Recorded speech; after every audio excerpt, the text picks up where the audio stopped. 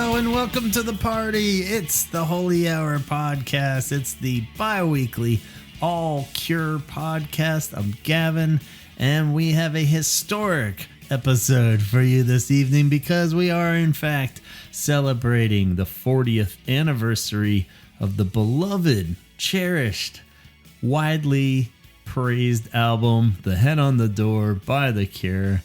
The sixth studio album that came out August 1985, celebrating 40 years of glory. It was a successful album right from the start, well received back in 1985, made it to number 7 on the UK charts, and even number 59 in the US, which, believe it or not, is pretty damn good.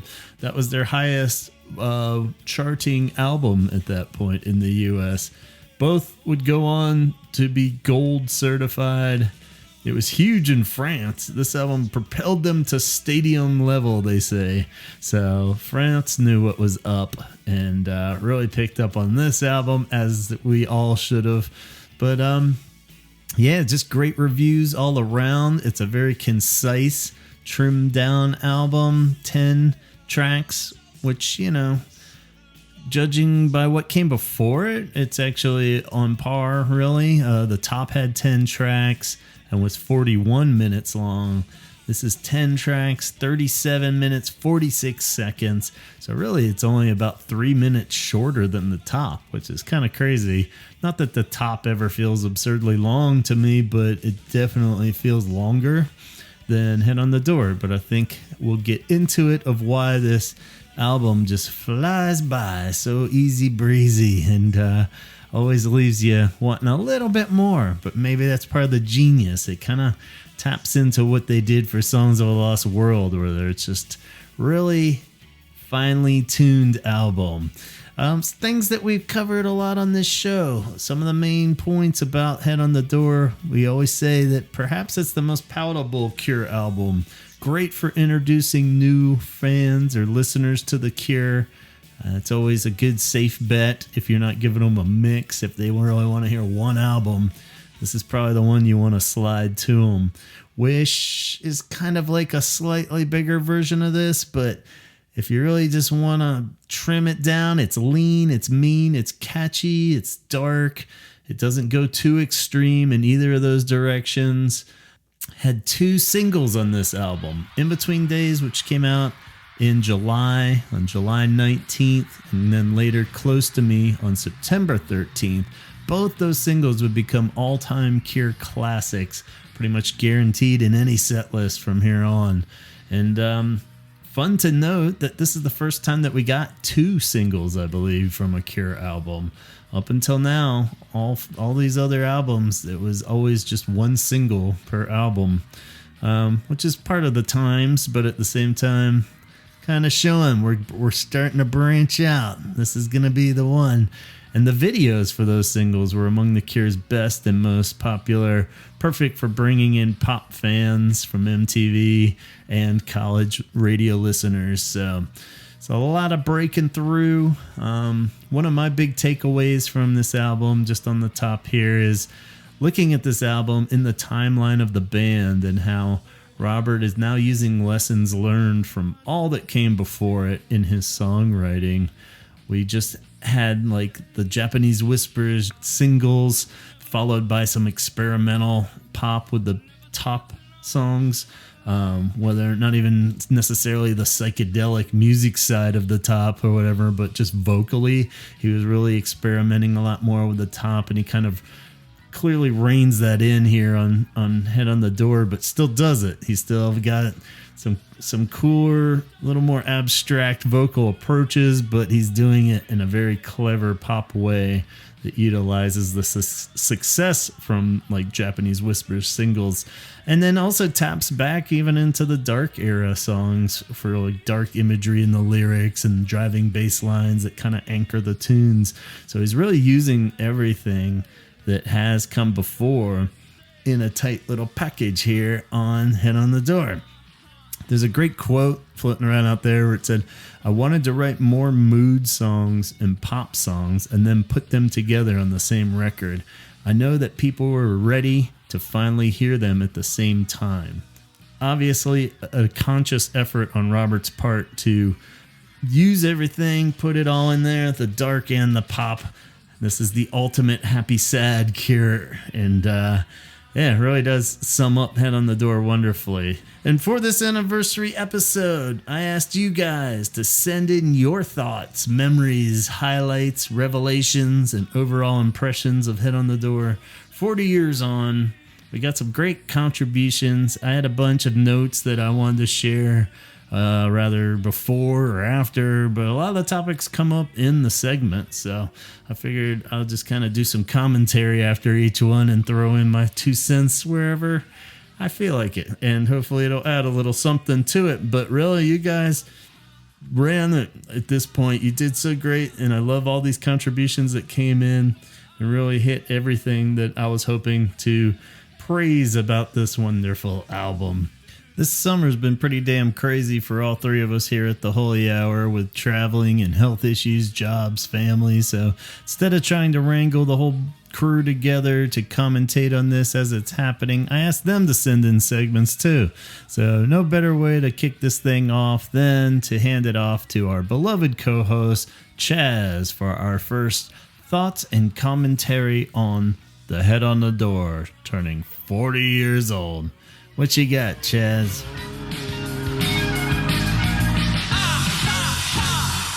Hello, Holy Hour listeners. This is Chaz here. First off, I wanted to apologize to everyone that I have not been on the show a lot recently. The summer has been kicking my ass. I manage a dog resort, so that's it's like our busiest part of the year, but also my youngest is training to be a pro wrestler, so I am busy doing that, and my oldest is doing baseball, so travel baseball, so we are and he's got a girlfriend, so we got to drive him, all that other stuff, so it's very busy around this house, so I apologize. Hopefully when the school year starts, we'll get more structure in. And I'll be back on a lot more. But Gavin asked me to do a little recap of what I think of the Cure album, Head on the Door. Because it is, 40th anniversary? God damn. Yeah. So it is, it's been 40 years since this magnificent album came out. And I know we've done recaps about it before, so I don't know how much there is to say about it, except that this album, every time I listen to it, it grows on me. And the more it grows on me, the more I feel like it's kind of like their Wish, where it's so close to being a perfect album, like Wendy Time kind of ruins it. On this one, I think Screw kind of ruins it.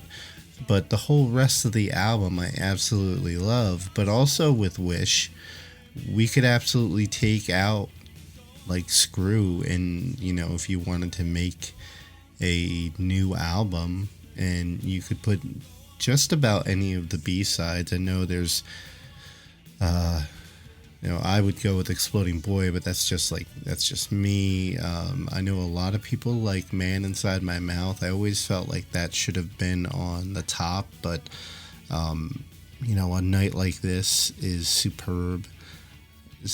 You could pick just about any of those songs to go in there, and I think you would knock it out of the park as far as being a perfect album. So I think it's up there with my favorite albums of theirs. So I think we have Disintegration, and for me, Pornography, and then probably Faith or 17 Seconds, and then I think it's Head on the Door. And I also have to factor in a new album, because I think that's pretty perfect also. So I haven't really done it in a while and sat down and wrote what I think their top albums are in order since the new album came out, but I might have to do that. But as far as this goes, this is up there, and I think it doesn't get the recognition it deserves compared to Kiss Me, Kiss Me, Kiss Me. And I feel like it's so much better than that album. I feel like it is pretty cohesive, although it's kind of all over the place. But it's definitely toned down from the top, and they're not going crazy like they were on that. But like, you have The Blood, which I absolutely adore, and you have some funky stuff going on with like 6 Different Ways and Kyoto Song. But overall, I think it starts off with a high with In Between Days, and ends with a crushing song of Sinking, which is in my top favorite songs of The Cure, and probably my favorite song on this album. But for the most of this album, there's no misses. You know, A Night Like This, I think it's perfect. Close to Me is perfect. Push, god damn, even live, that song is fucking perfect. 6 Different Ways, perfect. The Blood, I know some people might feel differently, but I think is perfect. Kyoto Song, it's good. I know a lot of people fucking love it. It's alright to me. It's a good song. I would take it over a lot of stuff on Kiss Me, Kiss Me, Kiss Me, so it's up there. And In Between Days is fucking perfect. You know, I think the only ones that I not really a fan of, the Baby Screams. It's not a bad song. It's just not one, like, there's other B-sides that they could have put on that beat out that and Screw. So, but I think you could listen to this all the way through and not skip anything, which I've done. But unlike, you know, Kiss Me, I wasn't able to do that, you know, but Disintegration I'm able to. But with Wish, I always skip over Wendy Time, so I still want to hear that other Disintegration like version of Wendy Time, slowed down version. I want to hear it, but I probably never will, unless Dave, Alan, you want to email me, and I'll keep it a secret forever to my grave. But besides that, I think this is those albums that are close to perfect. And then I think you have Disintegration and Pornography that are perfect. Possibly even maybe the new album. I haven't fully let that sink in yet to rank it. But if I had to sit down and do it now, I'd have to dive into it to rank. I'd have to get out some kind of... I think I'm deep in enough where I need to figure out some kind of scale and get a point system to finally give my definitive rankings on the album, so I stop fucking bouncing around. But I don't know what else I have to say. I think the artwork is amazing. That's another reason I think this album's like just about as close to perfect as you can get. The artwork is iconic. The B-sides are fucking slamming. You could go get a 7-inch and you would get, you know, you would get the song, the hit that you wanted, and then you flip it over and you'd be like, holy shit, what, like The Exploding Boy. Like, I wish I could experience that again. Like, the first time I heard that, that was an amazing moment in my room. But yeah, those are the moments you live for, and I got it on the new album with a couple songs. So I love that shit, and I hope we get more music coming along. But I think that's about all I got, Gavin. I wish we could have done this together, because I think it would have been a little bit funnier. But other than that, other than you go back to the last episode we did on Head on the Door and get much of what we've said already. But the that was before the new album came out, and I think I might have had this album ranked third at the time. So it depends on what mood I'm in. But Gavin, maybe we should work on a point system and give our definitive rankings on this album, on the albums, so we can actually stand on some stats and some scientific data to back up our bullshit. So, but thank you, everyone. I love each and every one of you. Thank you for listening. Thank you for supporting us. And hopefully we will see you in 2026 on a tour. And that I will be more frequent on this podcast coming up in the future. Again, I apologize, but it's I hope I didn't offend anyone. Let alone hope I don't offend Gavin or Antonio. Love you guys. I'll talk to you soon. Bye.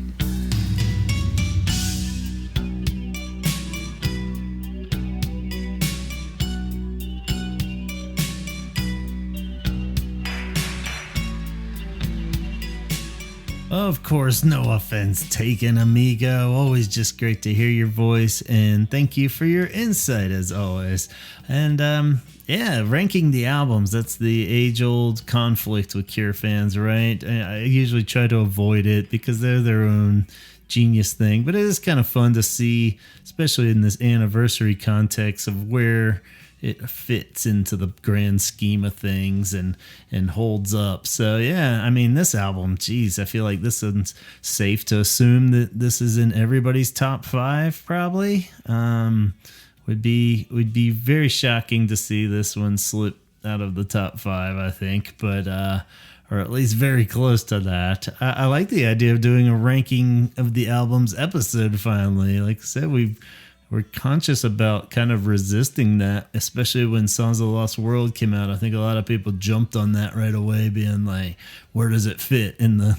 I mean, it's like, you gotta grow with it for a little bit. And now I feel like we got a pretty good feeling of where that falls into the piece, and maybe we should do this. So we should do a full episode of ranking it, but along the lines of what Chaz was saying, where we should come up with an ultimate super nerdy scoring sheet or a rubric, do it. If we are going to grade them, what are we grading them on? So we'll give the list and go down that criteria. Maybe what I think is in my top 5 isn't even after I score them like a teacher would, So yeah, that could be fun. Keep your eyes peeled. Thanks for the great idea as always, Chaz. And I love the idea of this being underrated. It never really dawned on me, but I kind of feel like there is a level of Head on the Door being underrated, kind of in the way that like the good kid in the classroom full of little jackasses, like if it's a real bad class, there's those few like really good kids and they always get kind of overlooked because you're like just trying to keep the ship afloat and it's all like kind of how this album is in a sense, because it's literally so concise and no fat to trim off this album, so it is just kind of there. And we always kind of think of the epic Cure albums and how this in particular kicks off so much more in the golden era, but really it kind of gets underappreciated by being so concise and to the point, and packs a huge punch. Really, Screw and Baby Screams probably come up the most frequently as the most not amazing songs, but I mean, hardly can brush those off. 90% of bands, they would be their best song ever. So, yeah, I really have no real problem with any of those songs, but when you're looking at perfect albums or something like Chez said, I get it, where those could be maybe the weakest links, especially when you have those damn B-sides. So yeah, speaking of B-sides, also lots of B-sides praise come up in all these contributions, so it's gonna be the golden era of B-sides too. Really, they step it up not only with the albums, but also on the B-sides at this point in their career. We got Exploding Boy a few hours after this, Man Inside My Mouth, New Days, Stop Dead. As I mentioned in the Quad Puss episode, really all those could have been just a a solid start to the next album or chunk of another album. So really just killer B-sides. When you start looking at like what you could have swapped in kind of scenario, yeah, maybe something there. So let's segue to our next contribution that also happens to come from a voice that's familiar to you all. We have Mr. Antonio from afar sharing his thoughts on Head on the Door.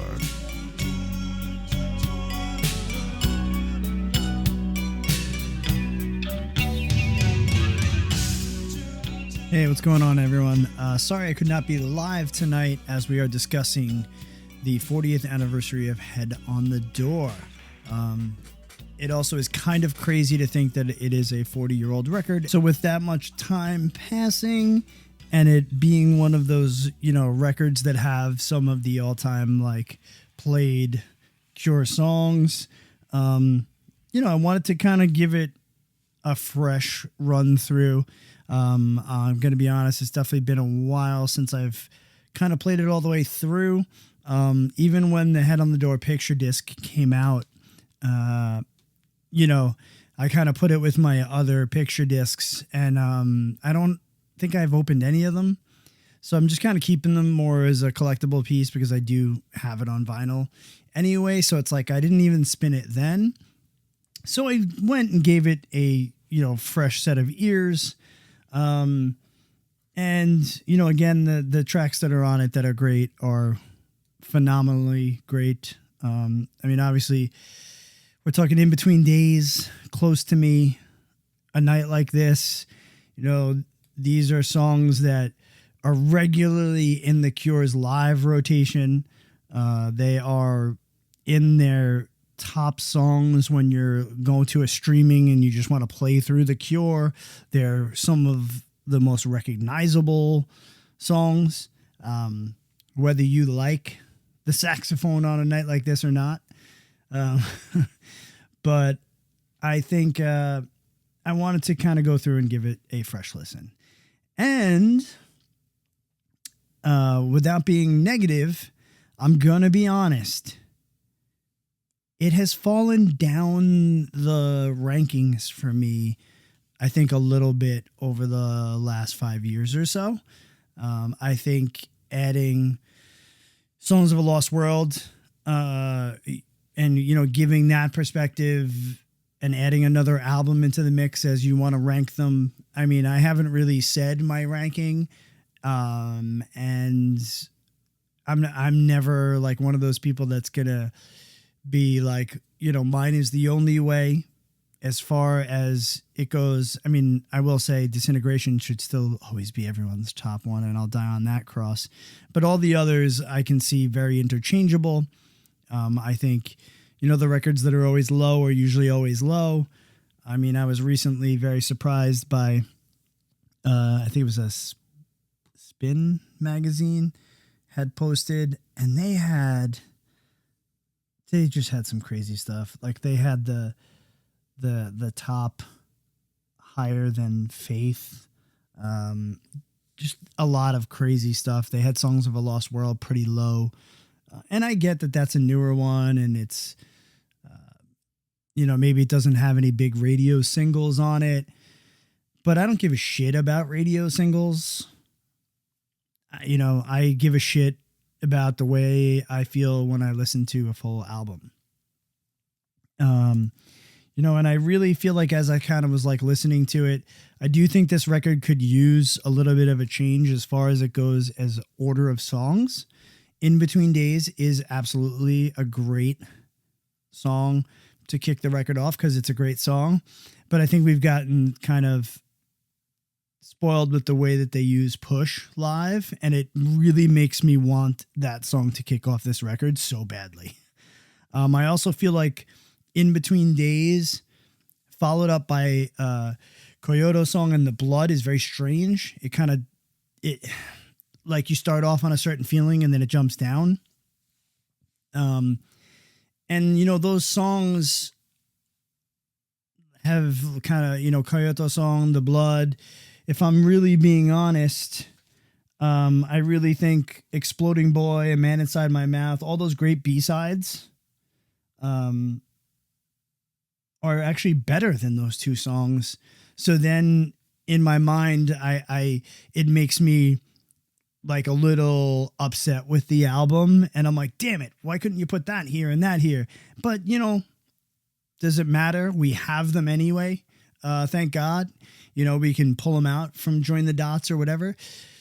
So we're grasping at straws at complaining for that stuff, but that's what we do, right? We love The Cure. We're here to discuss these things, bounce these things around, and be those annoying people that we are about the band that we love.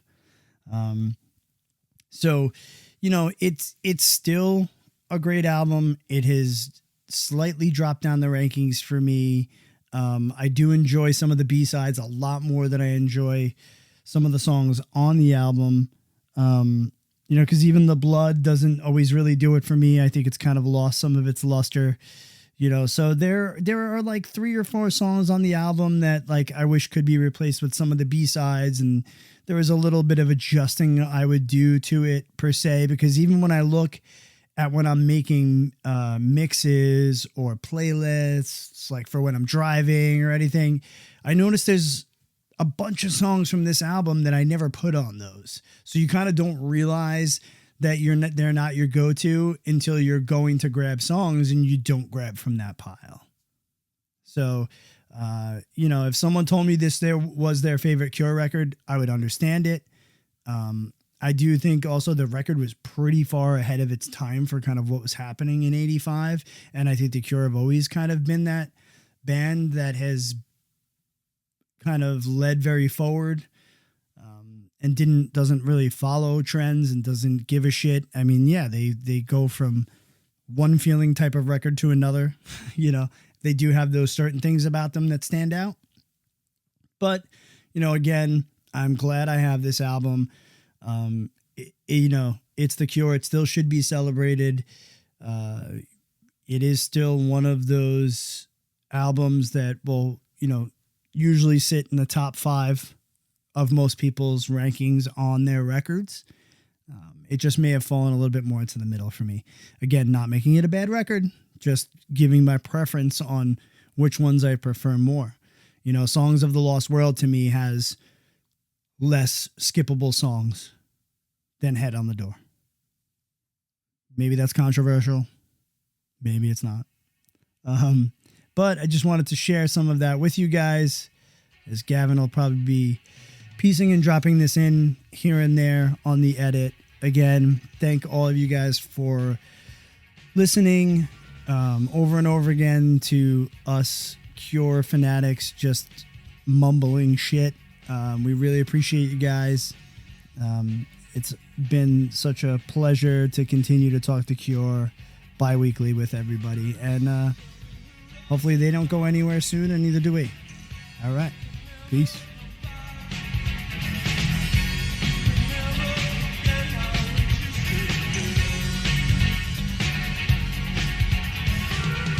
Ooh, perhaps that is controversial. I don't know. We'll have to do that rankings episode after all. I'm more curious now. See just how far this album has slipped for Antonio. So, I still bet it's in the top 5, but we'll see.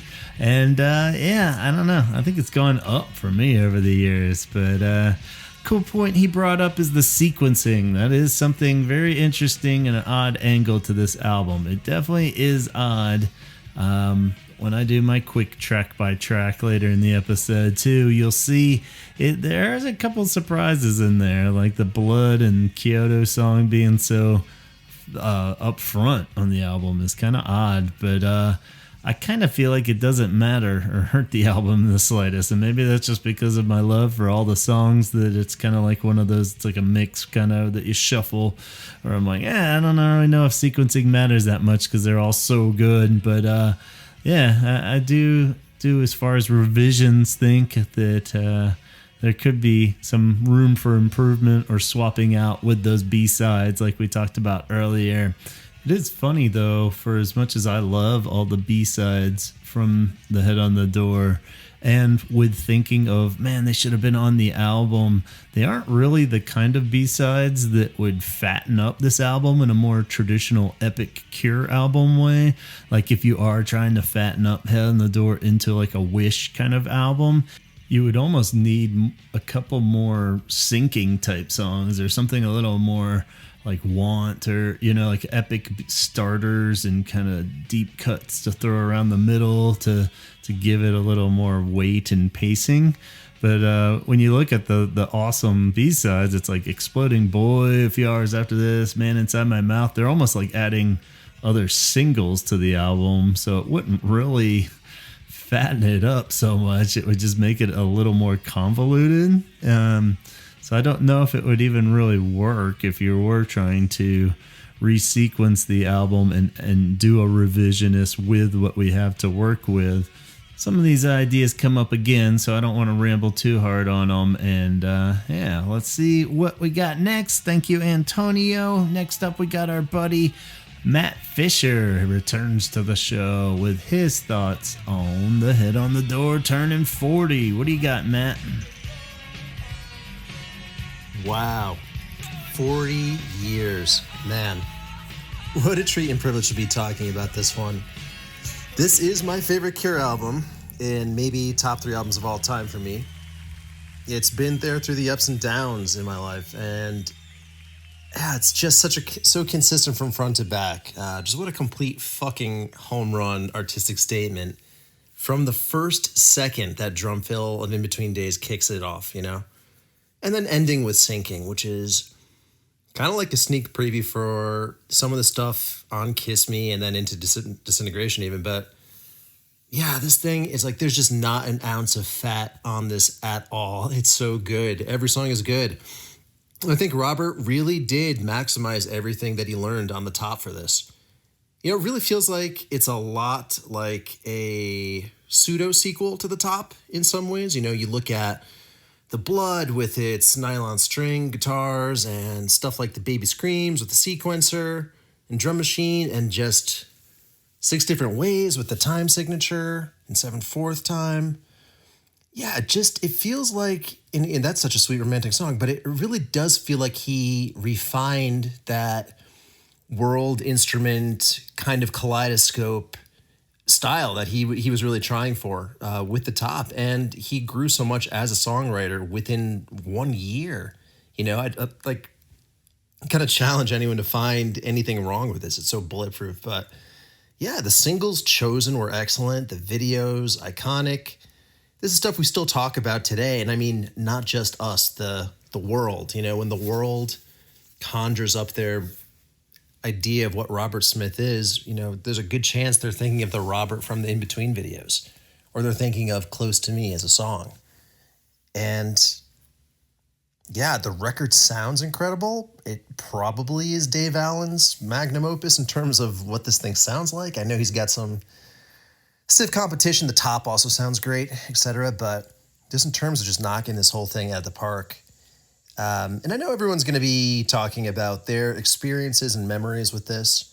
And I would not want to bore everybody with mine. Again, I'll just go back to my origin story. I wanted to do these things sequentially as I could, but right through the Discog, and I remember once Head on the Door came, it's just the one that I would just listen to over and over and over again.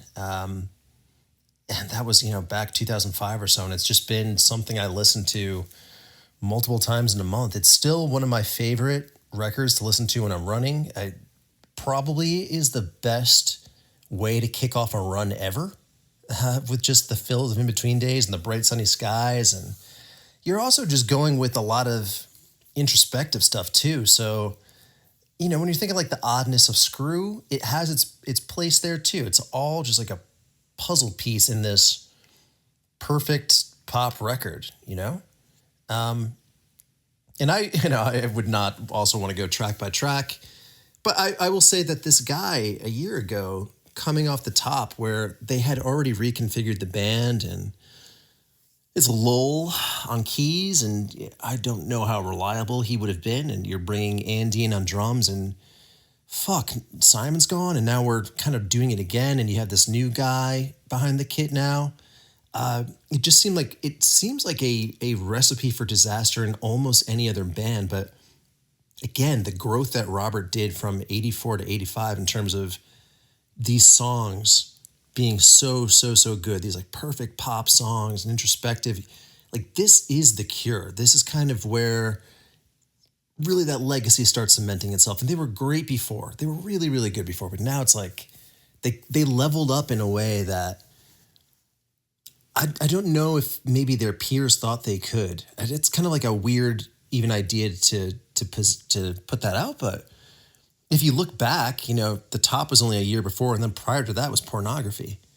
So to just go completely different than that and get these just wonderful, wonderful, tight, concise 3-minute songs about love and life and, growing old and just the excitement and exuberance of something like Push, where they're just all timeless. Like these songs are just fucking slam dunks after slam dunks.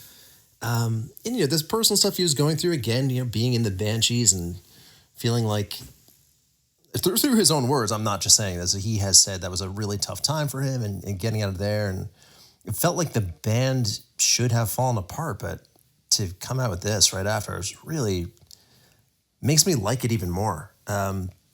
The album art is perfect. The font, the typography is perfect. It's still my favorite version of, I think, that logo, which is really saying something because all their sleeves are so good. But yeah, it's weird that it almost feels underrated. And then I'll just say really quick, I know I'm getting long here to wrap it up, but what I do like about the Holy Hour podcast, and then even if you're looking on Reddit or social media, you always see people go tit for tat on what the best Cure album is. And it's not universal. It's not one of those bands that, okay, well, if we're looking at Michael Jackson, we know Thriller is the best. No, this you could have so many different answers as your number one, and they would all work. You could throw Pornography on there. You could throw Faith on there. You could throw Head on the Door. You could throw Disintegration. So I do enjoy that. I think that's always good to, bring up conversation in kind of like a sports metaphor kind of way of comparing apples to apples. And I just like that while they were in their prime, they're still only 6 years old really as a band. It's just so cool to see this realized vision of where they're going to be even from here. I don't know. I'll cut it there, but I would just say lastly, just to kind of end it off, I do hope that as a fan, they can bring some more Head on the Door songs back into the live set.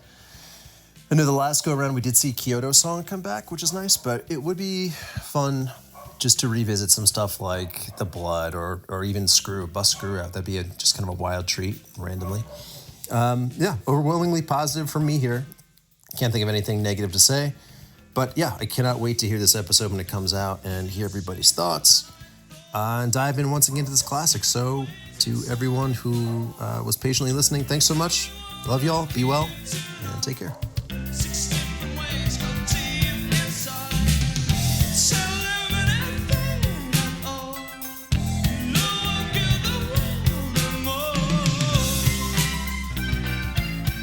All right, thank you so much, Matt. Always a pleasure and great insight as always.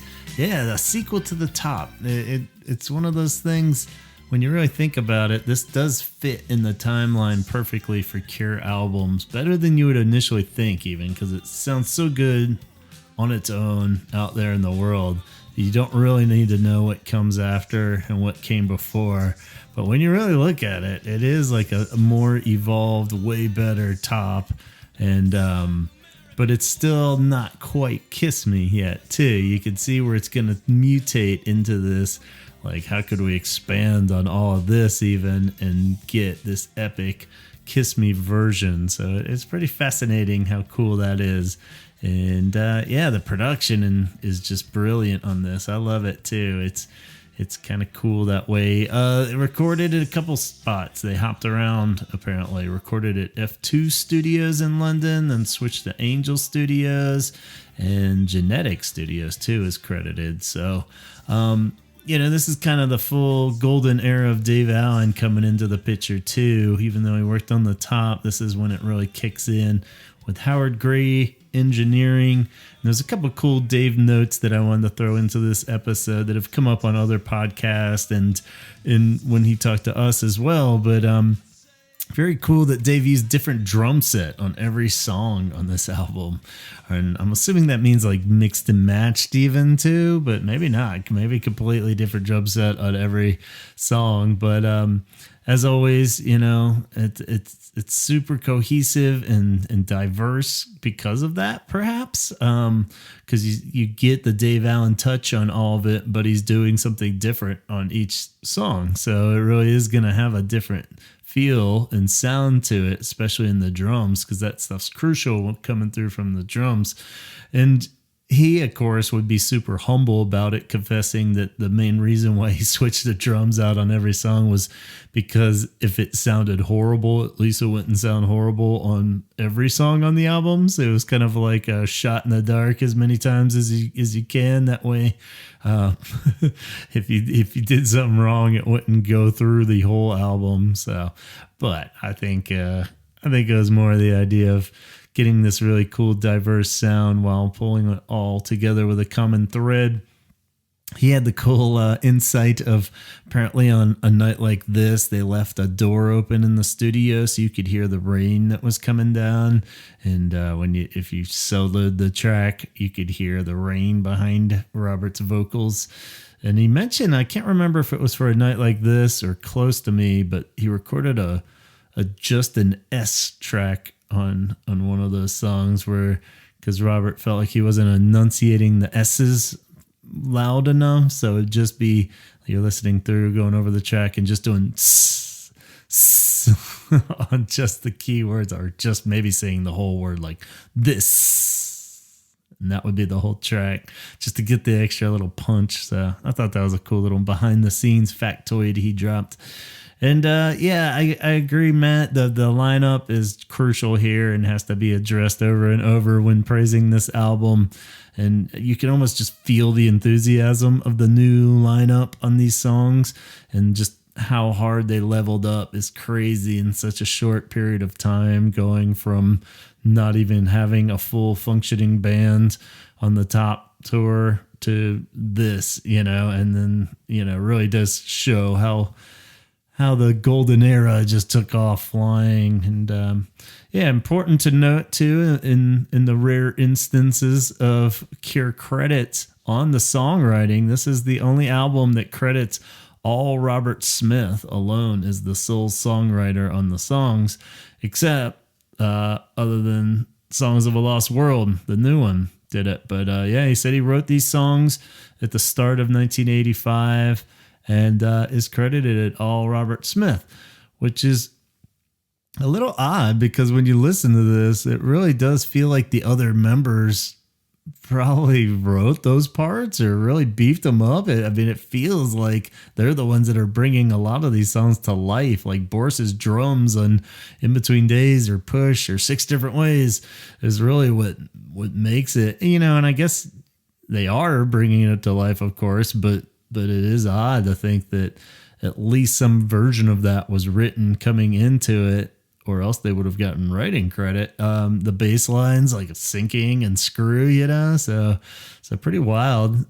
Porl's guitar, of course, all over the whole thing. So just kind of crazy to think that the bulk of those parts must have been written coming into the album. So a big shift too, I think, just in this album and the career of The Cure in general from here, where Robert's really taking the helm. I didn't really dive into where the contract changes, but this is where Lowell, gets bumped from being the whatever co-owner to just a member of the band, and really kind of just sent him on his downward spiral in a sense, but amongst other things. But the lineup, we got Simon returning, we got Boris and Pearl officially rejoining, whatever you want to call it, but locking in as official members. So it's a real proper band again in the studio, and I think you can just hear the fun and how they're more at ease with that as opposed to what was going on the top in particular. And Boris has cited it on another podcast that it was the funnest album that he recorded with The Cure. Sadly, of course, like we're saying, Lowell's slowly falling apart more and more at this point as the rest of the band is gelling and becoming this mega monster of pop music. He's kind of slowly falling more and more out of the relevant side of the band. And as Antonio touched on as well, it's cool that this does get represented live fairly well. In Between Days, Close to Me, A Night Like This, Push, all those are pretty much guarantees in a Cure set, I would say at this point, unless they're just doing something a bit darker on a full, like the Dream Tour or something like that. But even for how dark Songs of a Lost World was, those were all, I think, on every night of the tour. They played those. 6 Different Ways was played a bit for this album, but then dropped off the face of the earth for a long time until coming back this last tour. So hard to say. Probably won't be a regular again if they do more touring. So that's kind of sad, but it was great to have it. Is fairly consistent on this last tour. Same with Kyoto Song, and Sinking is pretty rare, I would say. It's definitely possible for that to pop up at shows, but definitely not a guarantee. So Baby Screams and Blood and Screw are probably fair to say those are probably the rarest ones that to get in a set list. So it would be cool if they popped up more consistently, especially Sinking. Out of all those, I think would be great to have Sinking be more regular at shows. But thank you so much, Matt. Great input. And up next, we got Tom Johnson, and Tom wrote us an email. So I'm going to read this one for you in my best Tom Johnson impersonation. Just kidding. I'm not going to try to impersonate you, Tom. But here's what Tom wrote for us in regards to Head on the Door.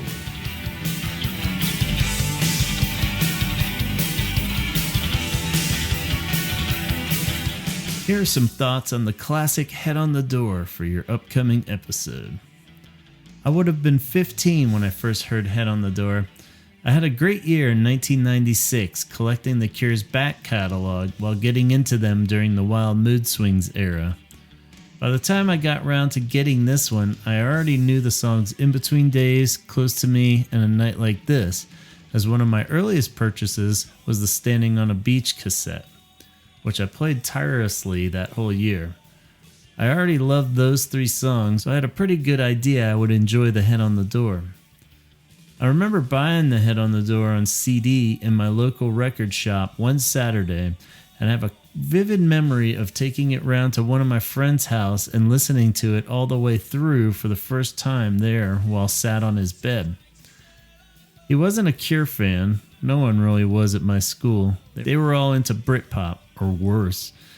As we both listened to the album, I recall him being fairly impressed with it, though. Or I didn't get the usual negativity that my friends had always shown at the time whenever I played The Cure around them.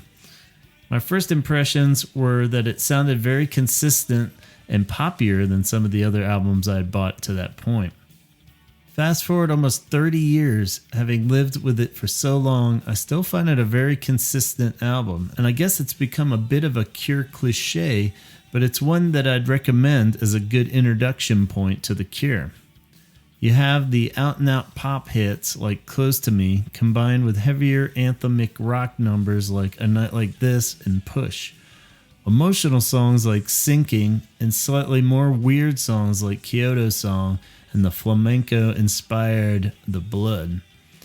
It's a good representation of what The Cure are all about, in a nice, concise 40-minute package. Worth mentioning the B-sides and artwork, too, around this era. The Exploding Boy and A Few Hours After This are both among The Cure's very best B-sides, and the artwork, when factoring in albums and singles, has become iconic. So have the videos. I think they really nailed it on this album, alongside the band's iconic look. Some of the band photos around this time are amongst their best, I think. One thing I would change, I would swap out Screw for one of the previously mentioned B-sides. I don't mind the song musically. It has a cool bass line, but lyrically, it doesn't really go anywhere. I think Exploding Boy or A Few Hours After This are far better songs and would have elevated the album to a masterpiece level. So where does it rank in overall Cure catalog? I find it virtually impossible to rank Cure albums, besides Disintegration being the best and 413 being the worst. But if I was pushed, I would say it's very high, probably around number 4 or even top 3 on any given day. Thanks. Kind regards, Tom Johnson. It's me speaking Spanish, right? Tell me who doesn't love what can never come back. You can tell by your tears you remember it all. All right, thanks so much, Tom. Great to hear your first listen memory. I wish I remembered my very first listen of Head on the Door, but oddly, I don't think I remember that. But I definitely came into it similar to you and like many Cure fans via Standing on a Beach. I had heard In Between Days and Close to Me since the tape didn't have A Night Like This on it. I'm not sure if I'd heard that one by that point. But yeah, I knew it was going to be a great album just because I adored those two songs in particular so much. And really, I feel like I remembered some of the songs from In Orange too, because I'd seen In Orange a couple times by that point. And I remember that my brother bought it first, actually. So I had to copy it from him and proceeded to buy all the other albums and patiently waited for the right moment to officially steal it from him. So that was his. We were swapping tapes back and forth at that point. And yeah, just the other day on Instagram, Cure Threads Kate said that it was actually the first Cure album that she bought on vinyl back in the day. And that kind of sparked a memory of mine too, that Head on the Door was actually the first real CD I ever got myself. It must have been around like 1990. I had been a fan for about 2 years at that point and had all the tapes. And my mom had gotten this new stereo. It was a big fancy stereo that had a CD player on it. It was the first CD player in the house. And we had a couple like bad classical music CDs and somehow had the Earth Girls Are Easy soundtrack. And they sounded cool. We were digging that. So we liked that you could skip around on tracks. So I went out and bought myself Head on the Door, knowing that it was a near perfect album. So if a CD player was going to be worth it and cool, it would sound good with Head on the Door. And I was right. My calculations were right. It sounded wonderful in that. And I got the nice long cardboard box that they came in, the CDs back in the day. And that would later go under my skateboard grip tape. I would cut it all up and put it under the clear grip tape that they were using.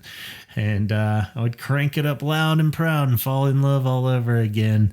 And was sold on the CD format from then on. So it's kind of cool to know that the billions of CDs that I still have on the walls, out of all of those, the Head on the Door was my first. So speaking of cool cover art too, that's come up a couple of times and will come up a couple of times more ahead.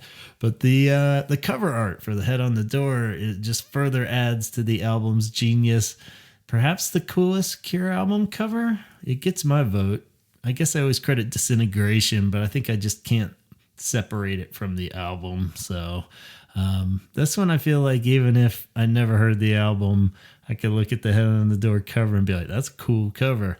Got that wonderful blurred photo of Janet, Robert's sister, taken by Pearl. And of course the font was all done by Andy Vella using bleach, actually. I'm not sure I remembered knowing that until I looked that up. And yeah, that's why it's all drippy and curly.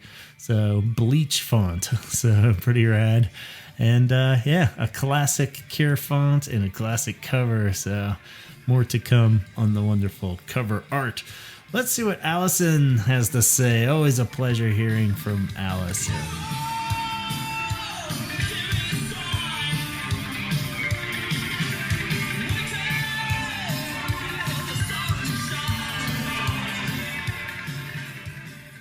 I Gavin and the Holy Hour podcast listeners. It's Alison here. Let me take you back to 1985. Head on the Door is a very special Cure album for me, as it's the first one I saw them tour. It might not be their greatest album, that is of course Disintegration, but it was definitely my gateway into becoming a die-hard fan. I'd been aware of The Cure since the early 1980s, particularly as they performed a number of times on Top of the Pops, our must-watch Thursday night music programme, and I'd seen them performing The Love Cats and The Walk. So now we fast forward to summer 1985, when I'd finished school and was waiting anxiously for my exam results and to find out whether I would be going to university. And during that summer, Onto the Scene burst In Between Days. It's still my favourite Cure song to dance to, and it's the one I will always request from the DJ. The band performed it a couple of times on Top of the Pops over the summer, and I played the single at least once a day. A few weeks later, my exam results were released and were good enough for me to get my university place. The album was released at the end of August, and so it was my soundtrack for getting ready to head off and start my new life in Edinburgh in Scotland. So I knew that The Cure were touring that autumn, but back in the days of buying tickets from record shops, I had no means of getting a ticket until I arrived in the city and could visit a local record shop. So during the first few exciting days of arriving at my hall of residence and making new friends, one of my key things to do was to buy a ticket, and I managed to get one for the balcony of the Edinburgh Playhouse venue. I tried to persuade some friends to come with me, but although The Cure were a known entity, other bands and artists were much more popular. People liked the Eurythmics, Tears for Fears were a very big band at that time, and also Madonna was incredibly popular. We'd had Live Aid a few months before, and Queen had had a massive resurgence after that gig, so there were lots of Freddie Mercury posters on the walls of the student bedrooms. So anyway, I couldn't wait to hear Head on the Door played live, and I didn't know what we would hear or in what order. The day of the gig arrived. It was the 22nd of September 1985. It was a Tuesday evening. So the venue was quite an old-fashioned and relatively small theatre. I don't recall that there was a support band, but I do vividly remember arriving and seeing a sea of people in black jeans and leather jackets, many with backcombed hair. They may have looked a little bit off-putting, but actually they were really, really friendly, as I find always at Cure gigs. And I felt that I definitely found my tribe. So I did make some comments about the gig in a diary that I wrote. Otherwise, I would have only very fuzzy memory of the specifics of it. But I wrote down that I thought the acoustics were excellent. So I'd had some previous experience of seeing bands where the sound was really mangled, and I was so disappointed. But this definitely wasn't the case on this occasion. So the band were really tight. They looked very confident. They had a great rapport with the crowd. And I think that fits with it being the last show of the tour. So we did hear all 10 songs from the album spread throughout the set. And to me, they sounded the same as the album tracks. So I wrote down that particular highlights were the flamenco guitar on the Blood. And then there was a high energy middle section of the set, which was In Between Days, A Night Like This, and then The Walk, which segued directly into Push. And everyone was swaying and dancing during this section particularly. And I felt that a lot of people seemed familiar with the album songs. So it wasn't a situation where everyone wanted the hits, although we did get the hits too. So I always love listening again to Head on the Door. It never fails to raise my spirits. Reminds me of a very formative time in my life. and I feel that it's really stood the test of time. It feels fresh and exciting every time I put it on the turntable.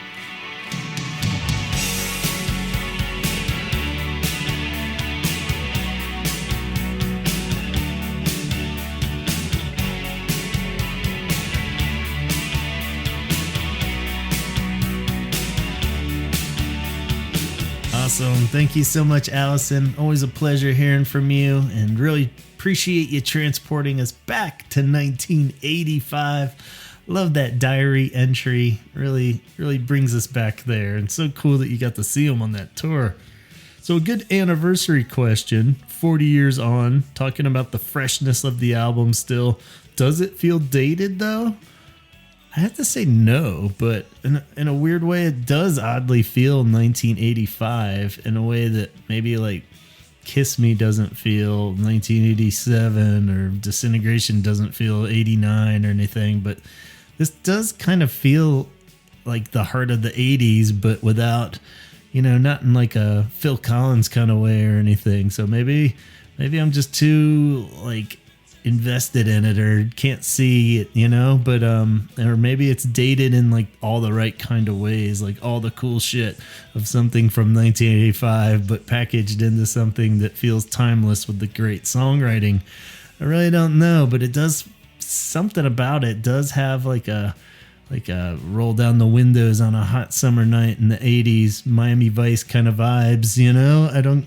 I don't know, but what do you guys think? I would say no, though, because it doesn't really hit the way a lot of like these big 80s albums did. And speaking of 1985, just looking at the Billboard #1 albums of 1985, they're all like absolute, like as soon as you hear the name of that album, you think the heart of the 80s. You had Born in the USA, Springsteen, Like a Virgin, Madonna, Prince, Purple Rain, Wham, Make It Big, No Jackets Required, Phil Collins, We Are the World was 1985. Songs from The Big Chair, Tears for Fears, Reckless, Bryan Adams, Centerfield, Fogerty, Brothers in Arms, Dire Straits, Beverly Hills Cop soundtrack, and of course the Miami Vice soundtrack. So those were all #1 albums of 1985 in the US. And so those, when you hear that, it's like straight up 80s, but I don't know if you really get that. You just get 80s flavoring in this, I think. I don't know. I mean, the sax solo, of course, is the low-hanging obvious fruit. So that's very 85, but on top of that, I don't really know if the rest feels like stereotypical 80s. Maybe just because the production was done cool enough where it was cool dark 80s, but not necessarily like all the shit that they try to mimic now.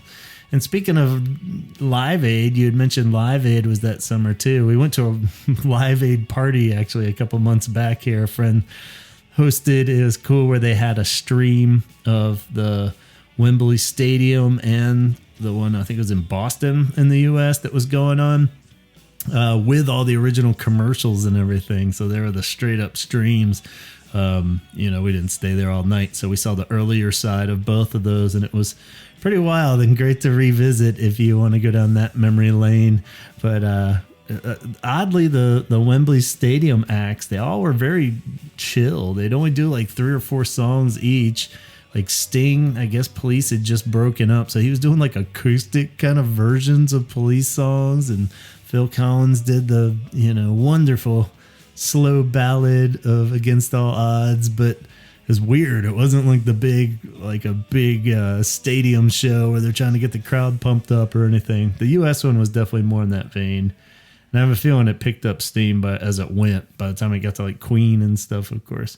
But when Robert Smith was asked about Live Aid, he said, "We weren't asked, but we wouldn't have done it anyway." So, classic Robert Smith answer. So, it really does hold up, though, that Head on the Door. So let's see what John Roberts says and if he can add to these thoughts, too. Good old John Roberts from Australia. What you got, John?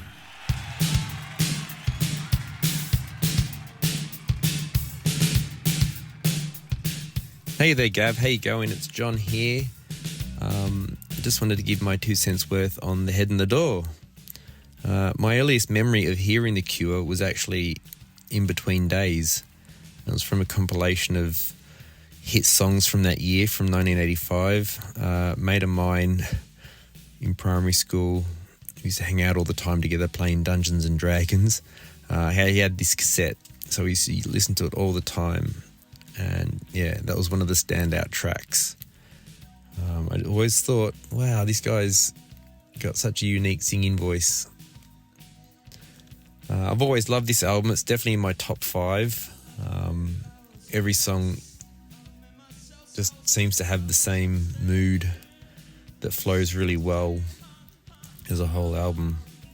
The artwork's amazing too. I love the font. It's probably one of my favourite logos. And the B-sides, love the B-sides. They really stuck out to me. Another friend of mine who actually got me into The Cure had Standing on a Beach on cassette, and we'd play that all the time. At the time, I didn't really know what a B-side was and why they were unavailable, but my favourites were A Few Hours After This and The Exploding Boy. To this day, A Few Hours After This is still my favourite B-side. It's perfect. It's different to anything I'd heard before. I felt like it sounded very orchestral with the strings, or the string-sounding instruments. They were probably done on synthesizers. In Between Days is the perfect start to the album. The film clip is brilliant too. I love the day glow face paint. It's very iconic when you think of Cure film clips, I feel. But I think Push and Sinking are my favourite tracks. If I had to pick my least favourite, it would probably be Baby Screams or Screw. It's not to say they're bad, it's just if I had to choose. On a side note that's kind of related to Head on the Door, I entered yet another competition for tickets to a festival in Brisbane in the year 2000. The prize, I think, were flights to Brisbane and tickets to the festival. To enter, you had to make this mini version of one of the acts from Livid. So I made a miniature wardrobe and figurines from the band from the Close to Me film clip. Alas, I didn't win, but when Livid was on, we were around at a friend's place, just at a party, and the TV was on, and Robert was interviewed in the back of a Mini. At the end of the interview, they brought out my wardrobe to show Robert all the entries for The Cure that got sent in. He seemed really impressed by my entry. He said it was smart. It made my night to see that. I asked for them back after that. They said they'd been thrown out. I'll attach a little link to that if you wanted to have a look at that, Gav. Anyway, those are my thoughts on the album. 4.5 stars for me. Brilliant. Thanks, Gav. See ya. Well, we actually had a competition where you had to make a mini-me, a mini character of your favourite Livid band. And The Cure was the band most sent in dolls. Well, these are pretty smart, aren't they? This set. They're nice inside the wardrobe as well. Fantastic. How cool. Is someone got the comb? Is that a microphone? No, that's me. Someone needs to be playing a comb. Yeah, there he is. Oh, he's dropped out of his hands, isn't it? All right, that was a little snippet from the video clip that John was talking about. We'll put the full thing on our Facebook page so you can see it and get the full context. But Robert, looking at John's actual creation, how cool was that? And they totally got robbed. They should have won the contest. But John always has the best contest stories, hands down. Thank you so much for sharing that, John. And very cool that not only was In Between Days the first Cure song, but led into this full first Cure album. So wonderful overlapping thoughts there. Let's see what Tanya has to say. We got a perspective from Tanya coming up now too.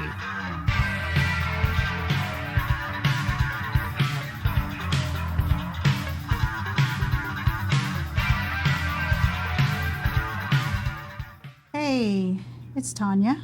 I wanted to share my thoughts on Head on the Door for its 40th anniversary.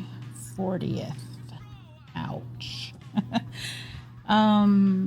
So I was 16. My brother was 13.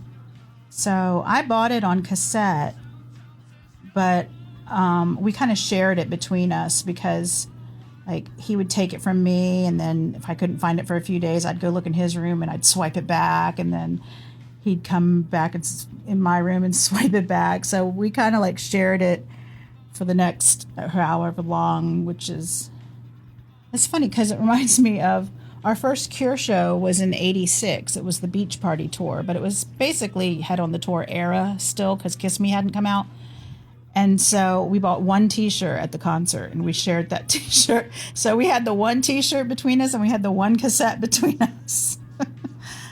Oh, man. But it was the second album from The Cure that I had, it was the second album that came out after I found them. So when I found them, Japanese Whispers had just come out. So The Top was the first album that I like wanted and waited for. And then Head on the Door was the second album. And it was they were definitely getting more popular with the mainstream. It was definitely a more poppier sounding album. I don't remember, what's weird is I don't remember listening to it for the first time. Like, I have other memories of bringing it home and putting it in and listening to it. But I don't have that with this one. But I do remember my first thoughts after listening to it a few times was I really liked how they experimented with different genres on this album, and how every song kind of sounds different on this album. Whereas in previous albums, even though each album sounded different from the other albums, each album had its own kind of sound. Like Three Imaginary Boys has its own sound. 17 Seconds has its own sound. Faith has its own sound. Pornography has its own sound. Japanese Whispers has its own sound. Yes, I know Japanese Whispers is not a studio album. It's a compilation. But we did not know that at the time. So it always goes with the rest of the albums in my head. The Top has its own sound. Like they all kind of, each album cohesive, all the songs on the album kind of cohesively go together, even though they sounded so different on every album. Each album had its own sound. I don't know if I'm making any sense. This album, all the songs sounded different. Like we had the, bow, bow, bow, bow, and the Kyoto song, that Japanese sounding instrumentation, and then the acoustic flamenco style and the Blood. And then, how 6 Different Ways sounded so different from anything we'd ever heard before. Close to Me definitely sounded different from anything we'd ever heard before. So I remember that part about this album, how they were getting more popular with the mainstream, because Close to Me was on the radio and regular MTV, not just 120 Minutes MTV, but regular MTV. And then the fact that they sounded so different. It was more poppy, and every song sounded different. And, I remember that Close to Me video being on heavy rotation. We just watched it over and over and over.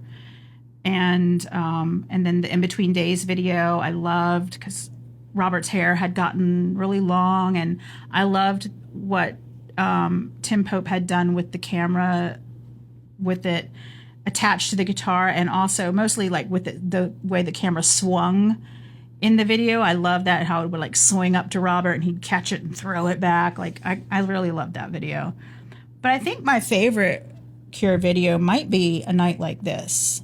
And I've said that before and gotten shit for it, but I just love the whole look of that video, how it's kind of hazy and it's slow-mo and backwards, and so that really goes with kind of the way Robert moves. It kind of makes him look kind of like a disjointed, creepy doll, if you know what I mean. And I like the way the camera starts close up and then pulls away, and then goes back close up and then pulls away. And of course, that was the crumpled gray suit era, which is one of my favorite eras. So, yeah, I love that video. And then, Sinking. I want to talk about Sinking. Sinking is one of my favorite Cure songs ever. It's the first song I ever heard in my life that when I listened to it and I listened to the words, I was probably reading the words as I listened, because that was my habit. When I bring a new album home, I would listen to it while reading the lyrics, after I read the liner notes. And so I remember when I heard that song and when I heard the words and read the words, I was like, it was the first song in my life that I was like, this song is about me. Like, it captured so perfectly, even at 16, how I felt as far as like just the existential dread. Because I had really started feeling it at 15 and 16. That's when I started thinking about those kinds of things. And Sinking just captured so perfectly how I felt and how freaked out and horrified I was by my own existence. I don't know. I might be getting too deep now, but yeah, Sinking.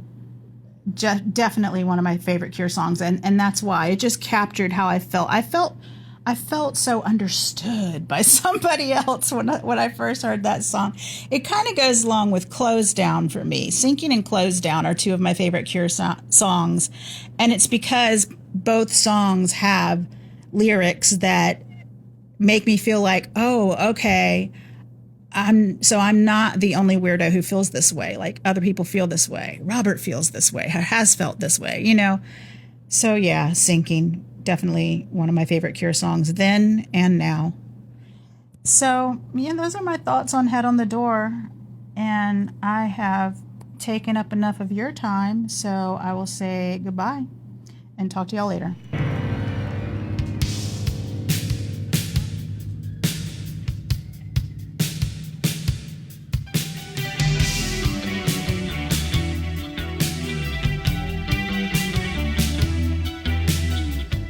Yes, Sinking. So glad that you put a little light on this one. Perhaps the biggest overlooked gem on this album.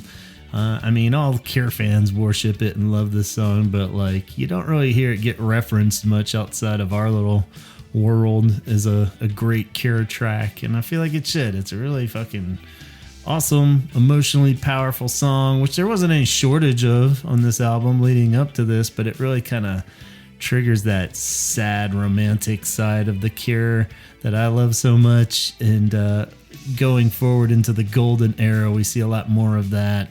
We had it, but it was like weirder on the top, and like, you know, Pornography and Faith, it's definitely got that dark filter over it more. This is just such a great song. It's got those lyrics that are so super depressing, but it still has a cool bassline groove that kicks, and you know, it's heavy, but it could be like a young love gone wrong, or something way more serious like a life-threatening depression, or as I've gotten older, it just feels like it's more lamenting about the past and getting old, and legit getting old. And so it's very adaptable, like many great Cure songs, and so in that regards does feel super fresh still, even after 40 years. And on top of that, you know, I like how you mentioned that the album's strength is that it's so cohesive yet diverse within the album, track to track.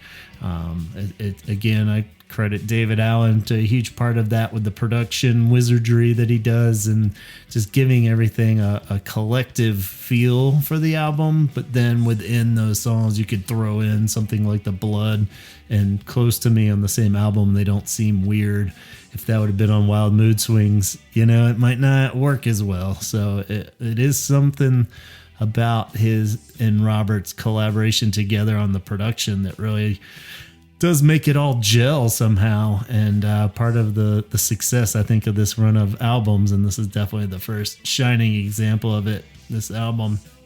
And yeah, the night like this video too, we gotta give a quick shout out to. That is awesome, great underrated video for not even a technical single, right? So the herky-jerky movements are very ragdoll-esque. I love that. Or almost like a marionette, the way he's moving. Almost reminds me even of those blinds when you pull the two strings and you pull it on the one side and the whole side jerks down, and then you pull the other side and it jerks around. So somehow when when that isn't pissing me off. It's very endearing to Robert's dance moves in that video. I don't know. Maybe it's getting late. Let's go on to see what Jorge has to say. We got some couple last few entries here and right at the 0 hour, but they are spot on. So let's hand it off to Jorge before I start talking about blinds again.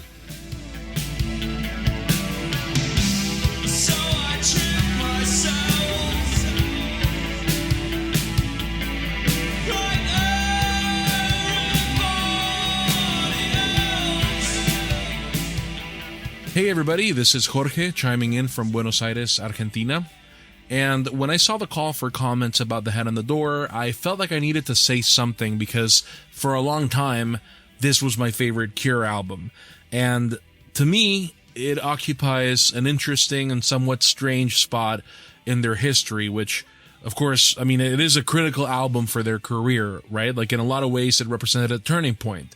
It's sort of the first album where the band became the version of the band that we know today, right? Like everything sort of fell into place after many years of exploring different ideas and sounds. But at the same time, something interesting has happened, which is that we've sort of started taking it for granted a little bit. Now, this is something that I have observed in a lot of fan conversations about the band, but I'm going to try to, stick to my own thoughts and not speak for anybody else. And the truth is that I've become so enamored with their more ambitious stuff, albums that push towards the extremes. I'm talking about sprawling albums like Kiss Me, Kiss Me, Kiss Me, or the grandeur of Disintegration, or the nihilistic darkness of something like Pornography, or the pop perfection of songs on Wish, or even the later stuff like Bloodflowers. It has so much interesting elements going on, and it's just not very often that I look back on The Head on the Door, this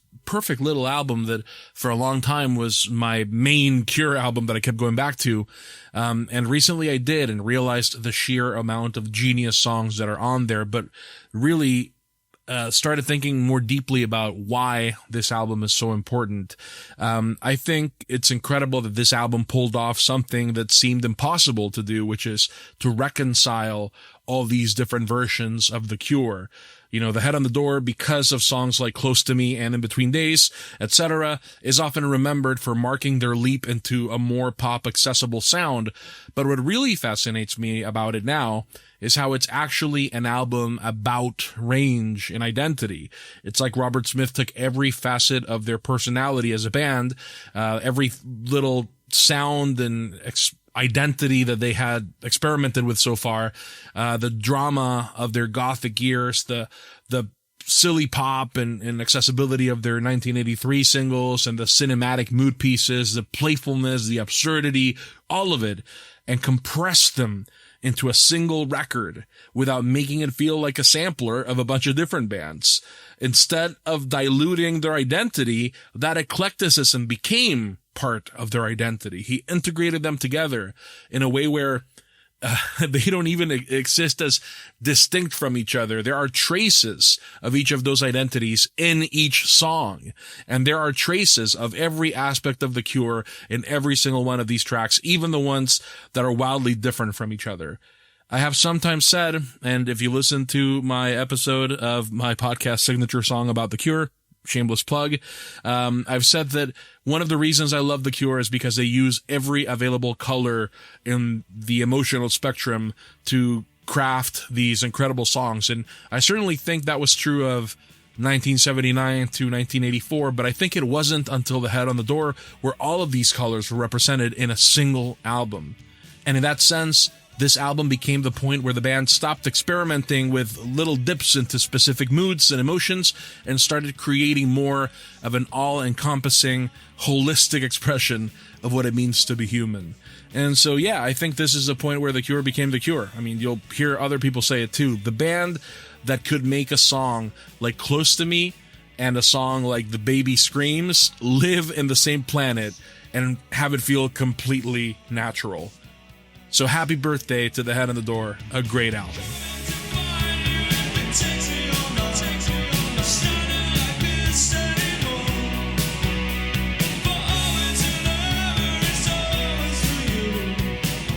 Thanks, man. So much great stuff in there, and so glad that you brought back up the slightly underrated factor of this album and the importance of this album as a new starting point for The Cure, and continued off from what Tanya was saying in the prior segment, that each album has its own mood and feel, and now we're getting all those feels within one album instead of just a whole collective one album feel. So it's kind of the start of that, and we'll get a lot more of it on Kiss Me, Kiss Me, and then kind of go back to it with Disintegration, but not all the way. So part of their cohesive diversity theme that seems to keep popping up there. It's that happy sad. They're great at those little contradictions within themselves, I guess.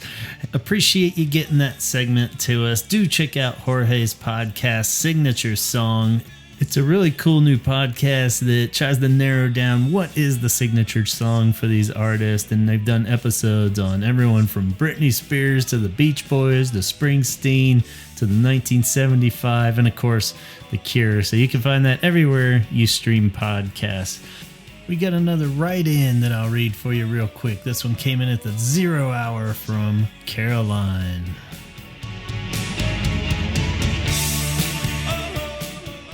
I was 12 years old and visiting my cousin who was 14. We were listening to pop music. West End Girls by the Pet Shop Boys was climbing the charts, and we were fans of Corey Hart. Then my cousin pulled out her new cassette with a smile and said, "Listen to this, it's different." And she played the song Screw. I was surprised by the bass intro and those new sounds. I found it interesting, but nothing more. And at that moment, I had no idea that this band would end up marking my life. But my cousin was cool and edgy, and I kept the reference in mind. At the start of the next school year, I had new friends, and we identified as Altern.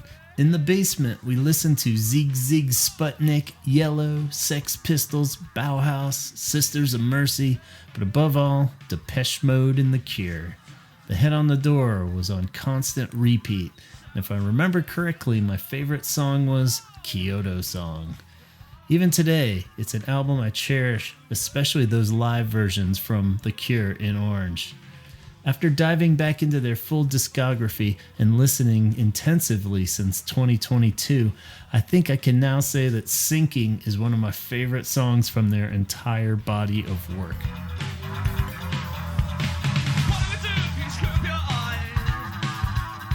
All right, thank you so much, Caroline. Lots of good reminiscing in there, and I love that Screw was somehow the first one you heard. Throwing a little love to Screw as we wind down here. And I totally agree that hearing these on In Orange really cemented them in our hearts. So that's a huge part of why these songs, I think, even the deep cuts, really stand out to us Cure fans. Let's get our final contribution in now. This one comes from Joe Goodman. What do you got to say about The Head on the Door? Hey there, Gavin and Holy Hour listeners. This is Goodman from Nashville, Tennessee, and I'm just going to do as quick of a rundown as I can on one of my favorite Cure albums, The Head on the Door. To start things off, I think I've always thought this, and I believe Gavin kind of touched on this in the last episode that dropped, in that this album overall just flows extremely well. And he had also just mentioned, which I agree on completely, is it just seems to fly by whenever I run this one all the way through. Overall, it's one of those that it's definitely not like a top 3 or 4, maybe even Cure album. But it's like right there. Like it can be in the right mood, be a number 1. Just for the fact that it is just very easy to put on, listen through, and I enjoy it all the way through.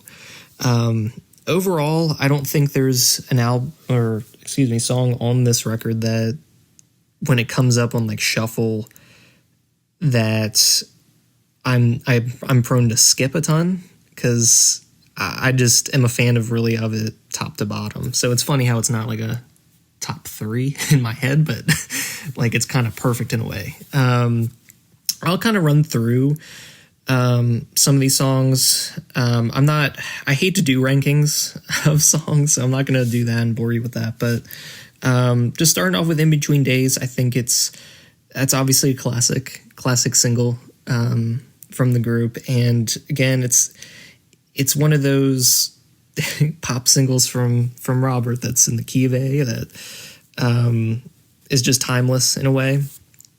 It's as much of a, I guess you could say, hit of theirs as it is. It's one of those, though, that you just can't get tired of. And still, I rarely ever skip it when it comes on.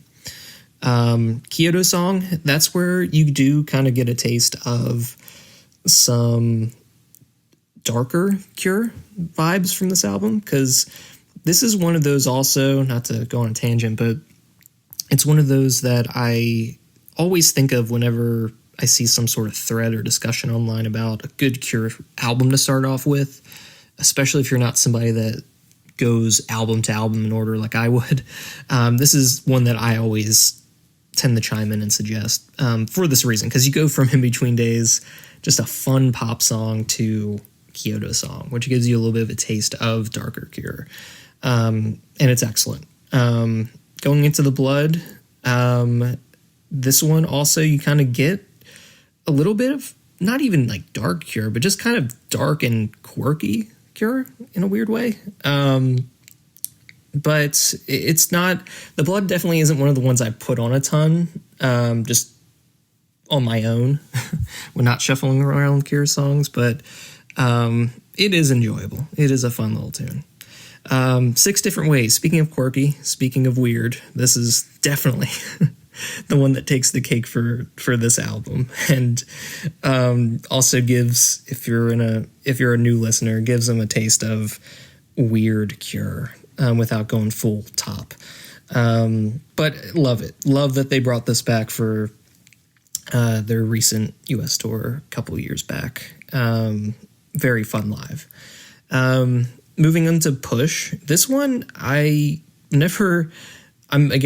thinking of it in the ears as a new listener. It's, to me, comes off as, this one definitely, in my opinion, gives, as much as we like to say that a lot of these songs sound timeless, this one definitely sounds 80s. It sounds like an 80s, I dare say, rock song.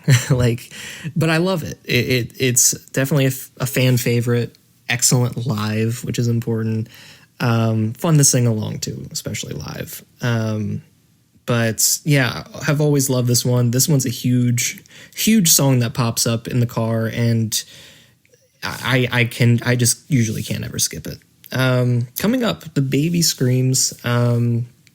This is one I feel like gets a lot. One of those songs that gets the most slack on here. I love it. I think it's a fun little tune. And when I hear this intro, come on, I'm in. I just love the groove of Simon's bass on this one specifically.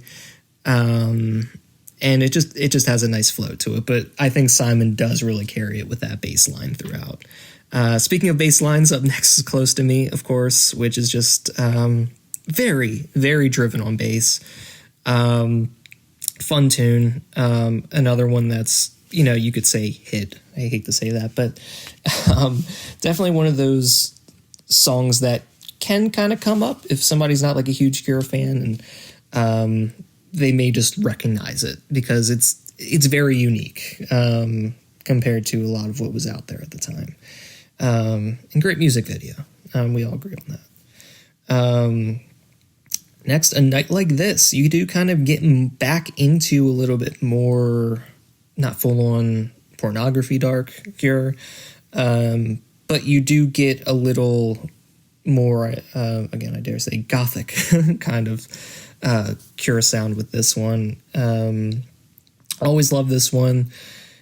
I think that the, hookiness of it throughout is great.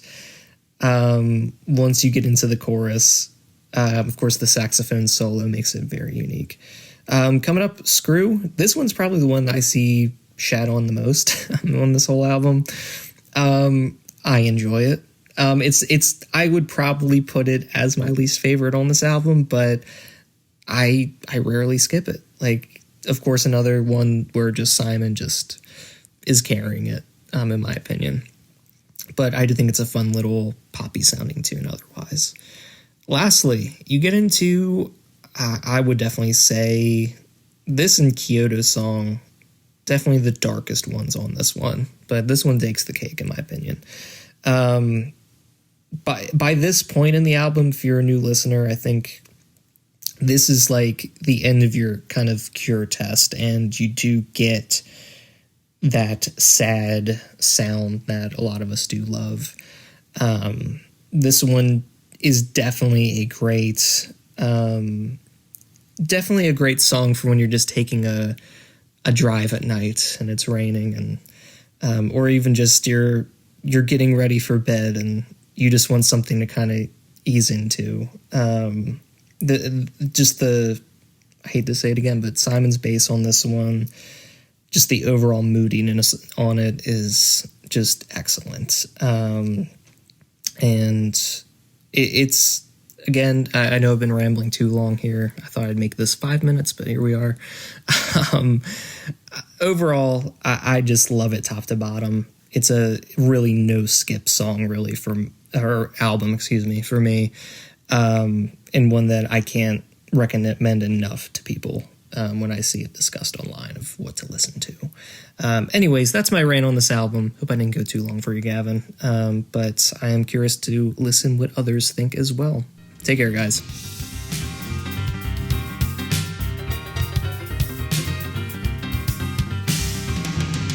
No such thing as rambling too long here on the Holy Hours. Much appreciated, Goodman. Thanks for sending that in, and hope to hear from you again soon.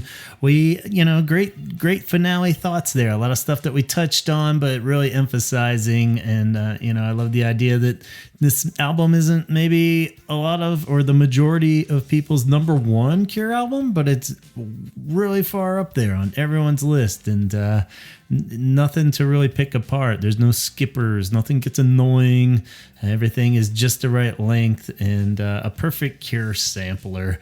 So we've wrapped on our contributions here. Just a quick rundown of maybe some thoughts I jotted down from track to track before we wrap up. In between days, something interesting to ponder. This might be the first and only time a single has kicked off a Cure album.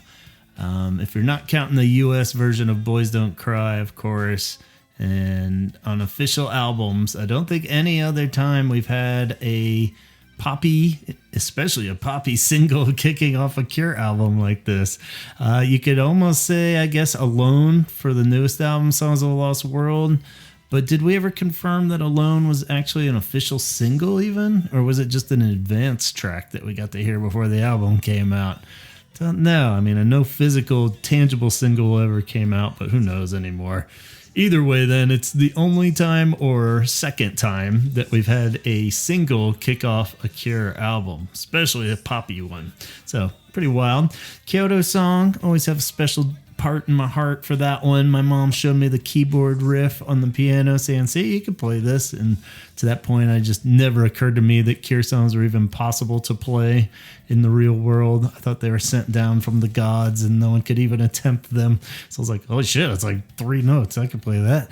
So that's cool. And a cool song to look at, too, in the perspective of if you just rearranged it production-wise in the studio, you really could have made Kyoto Song sound kind of more synth-heavy Japanese whispers, or you could have gone full heavy with it and almost made like a pornography kind of song out of that. So interesting to note that these could have definitely steered in a lot of different ways, much like the next track, The Blood, definitely felt like it could have been on the top, but somehow works a lot better on the door. Based on the Portuguese wine, of course, Tears of Christ, that had Virgin Mary with baby Jesus under one arm and a bottle of wine in the other on the label.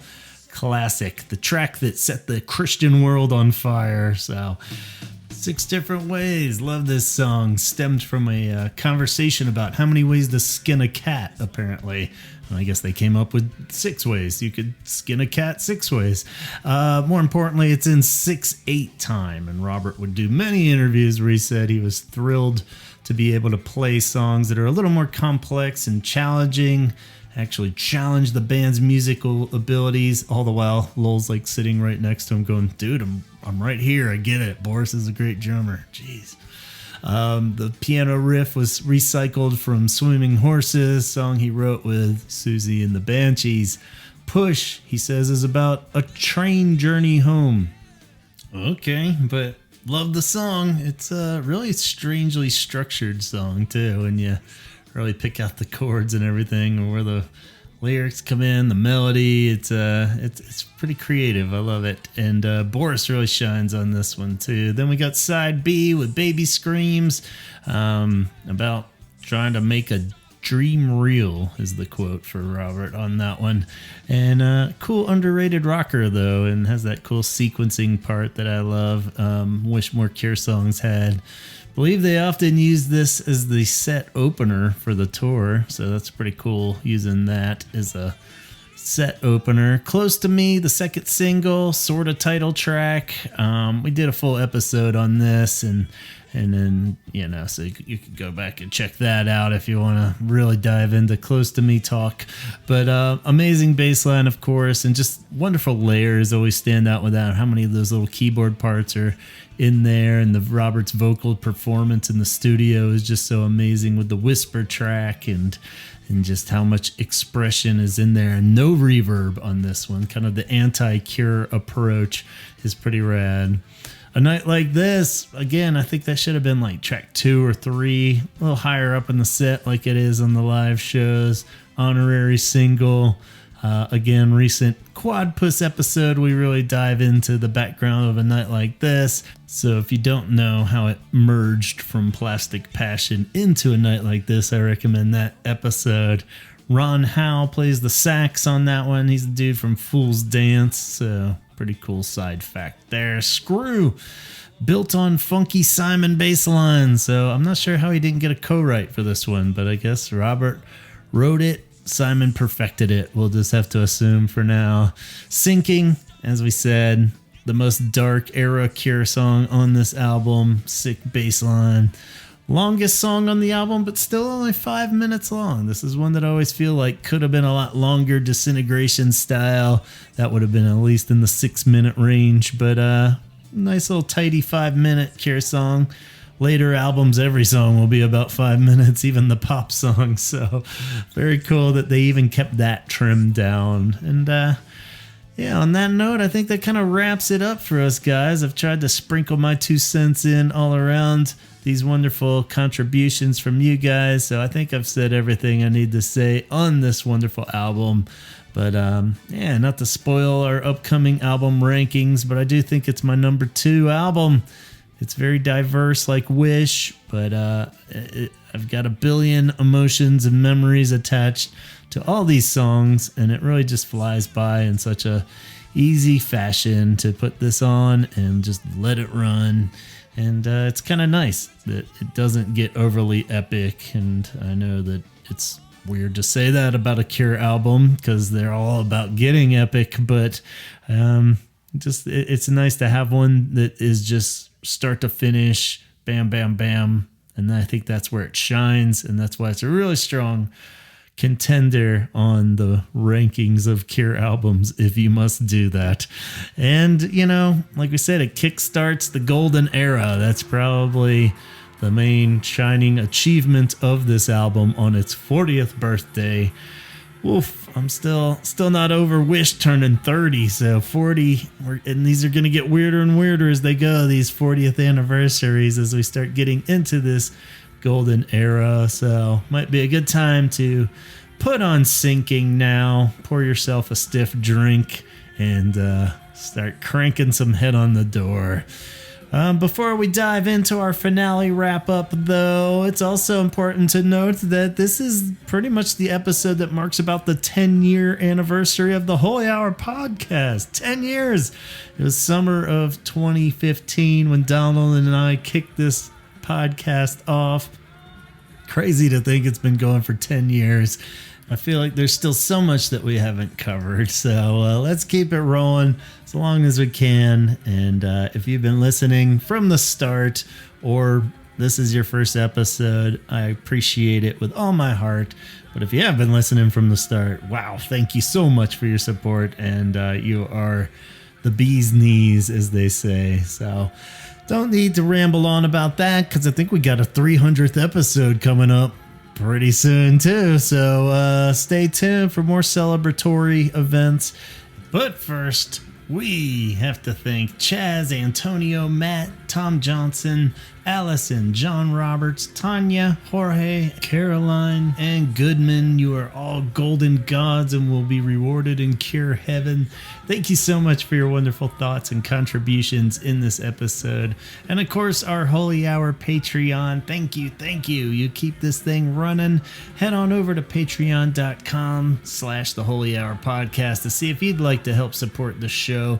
Much like our good buddy Craig, who also happens to be running for Annapolis City Council representing Ward 6, focusing on improving safety, affordability, and unity for all the residents in the community. If you live in Annapolis, Maryland area and Craig Cusimano is on your ballot, make sure you vote. And you can visit his site at craigforward6.com to check out his campaign policies and updates and donate. Let's get Craig in office. And other stand-up citizens that happen to be Patreon members include Donna, Jeff Hilton, Jeff Cortland Jones, Sue, John, Allison, Dion, Namicio, Matt Ford, Tom Burns, Letty, John Roberts, Jason, Tony, Ben, Matt Fisher, Danny, Coulter, Tom Johnson, Francisco, Arno, Chip, Amber, Nicholas, Shirley, Jason Hall, Steve, Mara, Caroline, Brian, Sean, Colin, and Jennifer. And of course, continued thanks to Kate over at CureThreads.com, an online shop with tons of original Cure-inspired designs on a wide range of products. Kate also runs Cure Arts Collab on Instagram, where you can follow and or participate in all the wonderful Cure-themed art assignments. Hopefully this episode has inspired Kate to go put on that original Head on the Door vinyl that started her Cure collection. Scott Kroger is the co-host of the Sarlacc Digest, an all Star Wars podcast and YouTube show, now with over 5,000 subscribers. Check out their show live every Wednesday evening, 8 p.m. Pacific on YouTube, and you can watch it on Facebook with replays everywhere you stream your podcast. Also want to send a big old long distance hug out to Scott as he takes on some health issues. Unfortunately, our Holy Hour old man syndrome must have spread over to poor Scott, but fear not, we know he's tough as nails and gonna bounce right back in no time. But still, wanted to let you know we're thinking of you, Scott. Hang in there, buddy. Stay strong. The Obsessive Geek is David's Etsy shop, and it's packed full of cool products that you want to go browse as soon as possible. They include 3D printed recreations of Cure album covers, Boys Don't Cry keychains, designs inspired by Labyrinth, and even a new Fascination Street sign. Fascination Street sign. Perfect for displaying behind your Cure Funko Pops or anything else you want. Everything is super high quality and affordable. Visit The Obsessive Geek on Etsy. Dana is a super talented freelance animation, illustration, and motion graphics designer, currently open to new work and commissions. You can check out her work at graphics.tv. That's graphics with an X.tv. Tanya would like to spread awareness of 988lifeline.org, the suicide and crisis hotline with over 200 crisis call centers located all over the U.S., available 24/7, offering free and confidential support for people in distress with numerous prevention and crisis resources. Tim is part of New Waterloo, an independent hospitality development, design, and management company. You can check out New Waterloo at newwaterloo.com. Lisa recommends you visit Dickens, the coolest venue in Calgary, Canada. You can visit dickensyyc.com for a full listing of their upcoming events. Jessica would love to shout out clubnevermore.com to find the up-and-coming schedule for all their goth-related events in Little Rock, Arkansas. And get more of Chaz over at his other podcast, The Excommunication Station, where he and Chrissy take on the Evangelical Church, dropping new episodes every Wednesday. And if you're looking for an all Morrissey and Smiths podcast, search Morrissey and Wine anywhere you listen to podcasts, and you'll hear George and Chris's deep dive into all things Morrissey. And as we mentioned earlier, check out Jorge's podcast Signature Song. Please consider checking out our Holy Hour gift shop on your way out. Lots of cool t-shirt designs over there to make you look super hot and show off your support of the podcast. The link is in the episode descriptions. Whew, we hope you've enjoyed this stroll down memory lane. Head on the door, 40 years old, but still rocking like a 20-year-old. Go put it on, turn it up to 11, have some cake, pour some Portuguese wine, and party like it's 1985. Thanks so much for listening, and happy birthday, Head on the Door. Talk hard.